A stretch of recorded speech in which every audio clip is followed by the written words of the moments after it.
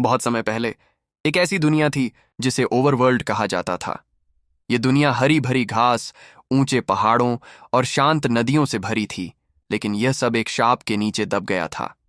कहानी है एथेरिया की, एक बहादुर जवान बिल्डर और एक्सप्लोरर की।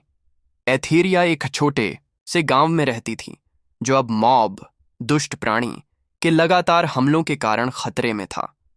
उसके गांव के बड़े बुजुर्ग बताते थे कि बहुत पहले ओवरवर्ल्ड की रक्षा एक शक्तिशाली जादुई लालटेन करती थी, लेकिन एक बुराई ने उसे तोड़कर उसके टुकड़े दुनिया के 3 सबसे खतरनाक आयामों में छिपा दिए थे।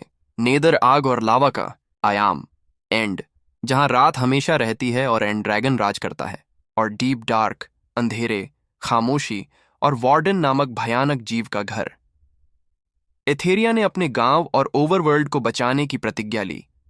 उसने अपनी भरोसेमंद हीरे की पिकैक्स और एक पुरानी नक्शे के साथ अपनी यात्रा शुरू की। एथेरिया की पहली चुनौती नेदर थी। उसे डरने वाले घोस्ट्स से बचकर और उबलते हुए लावा के समुद्र के ऊपर पुल बनाकर चलना पड़ा। बहुत मुश्किल से उसने नेदर फोर्ट्रेस किला से जादुई लालटेन का फला टुकड़ा हासिल किया, जो ब्लेज रीनैड से सुरक्षित था। दूसरा टुकड़ा उसे डीप डार्क में मिला। यह सबसे कठिन था। उसे बिल्कुल खामोश रहना पड़ा ताकि वार्डन उसे महसूस न कर पाए। अंधेरी गुफाओं में रेंगते हुए उसे स्वक सेंसर से बचना पड़ा। उसने बड़ी चतुराई से स्कल्क कैटलिस्ट के पास से दूसरा टुकड़ा निकाला। तीसरा और आखिरी टुकड़ा एंड में था। एंड ड्रैगन, जो बुराई का सबसे बड़ा प्रतीक था, उस टुकड़े की रक्षा कर रहा था। एथेरिया ने साहसपूर्वक ऑब्सिडियन पिलर्स पर चढ़कर एंड क्रिस्टल्स को तोड़ा, जिससे एंड ड्रैगन कमजोर हो गया। फिर आया अंतिम मुकाबला। अपनी हीरे की तलवार से एथेरिया ने एंड ड्रैगन से लड़ाई की।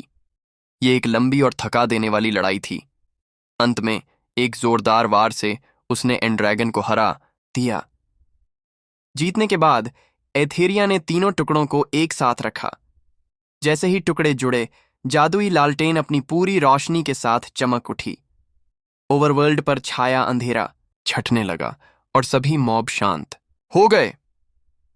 एथेरिया ने वह लालटेन अपने गांव में स्थापित कर दी। ओवरवर्ल्ड फिर से सुरक्षित और सुंदर बन गया। एथेरिया अब सिर्फ एक बिल्डर नहीं, बल्कि दुनिया की रक्षक बन चुकी थी। उसने साबित कर दिया कि असली ताकत पिकैक्स में नहीं, बल्कि साहस और उम्मीद में होती है।